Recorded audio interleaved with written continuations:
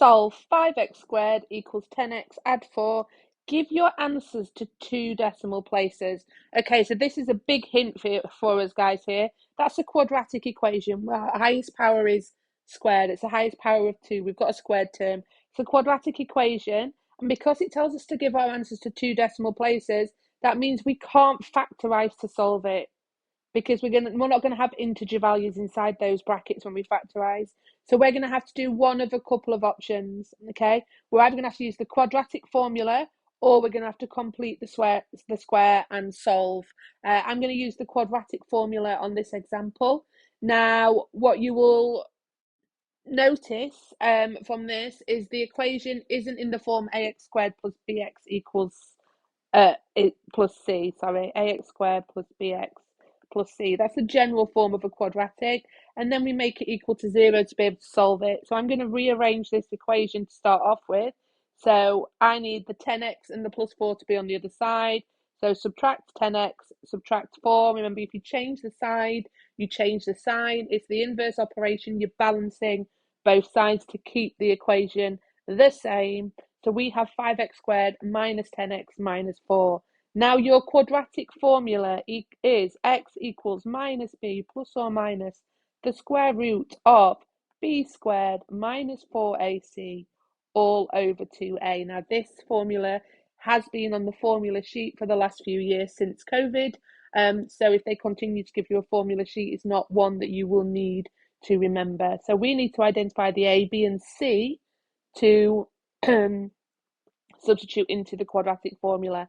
So general form here, you've got a, b, and c. So a is the coefficient of the x squared term, b is the coefficient of the x term, and c is the constant term. So we have a, b, and c. So a equals 5, b equals minus 10, c equals minus 4. So what I'm going to do now is substitute those values into the quadratic formula. So x equals minus b. This minus b here, guys, let me show you. This minus b here changes the sign of whatever your b term is. So we have minus 10 for b here, so that's going to become positive 10. Plus minus, the plus minus is important. We need 2 solutions for a quadratic. So we're going to have to find the adding solution and the subtracting solution using this formula. And then we have the square root of b squared. Well, b is minus 10 squared minus 4. Now I'm putting these in brackets, times a times c. And the reason why I've put those in brackets is because that's how I want to enter things into my calculator to make life a little bit easier so nothing weird happens. And then on the bottom, I've got 2 times a, which is 5. First mark here, guys, substituting your a, b, and c into the quadratic formula. Now, you could stick all of that in your calculator now, but it's going to be a little bit easier and less chance of making a mistake if we simplify this a little bit further. So let's deal with minus 10 squared.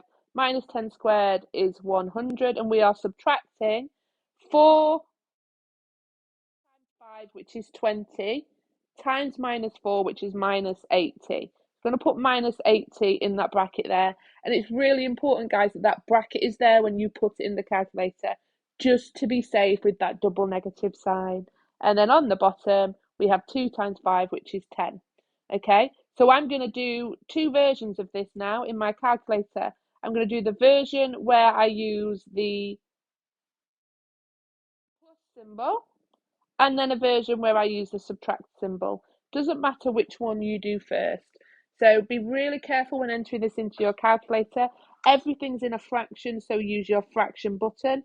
So I'm going to go with the plus version. So 10 plus the square root of 100 minus, and then I've got brackets minus 80 all over 10. So that gives me, first of all, it gives me a third answer, and then I press the SD button, and we then get 2 point, helps if I've got my pen, 2.341640786.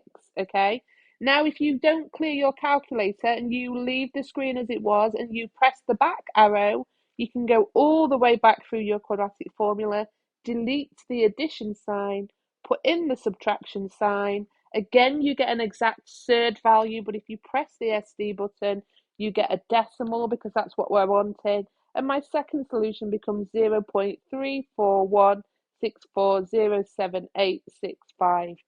So at this point, guys, I've got 3 marks, okay? 3 marks. I've substituted into the quadratic formula. I've got 2 solutions for x because it's a quadratic formula. I now need to do the last step of this question, which is to round to 2 decimal places. So when I look at my first solution, I want 2 decimal places. That 1 isn't going to change the 4, so my first solution is x equals 2.34, and then when I look at my second solution, I've got minus 0.34. The 1 here doesn't change the 4, doesn't round it up, so I have x equals minus 0.34 as my second solution.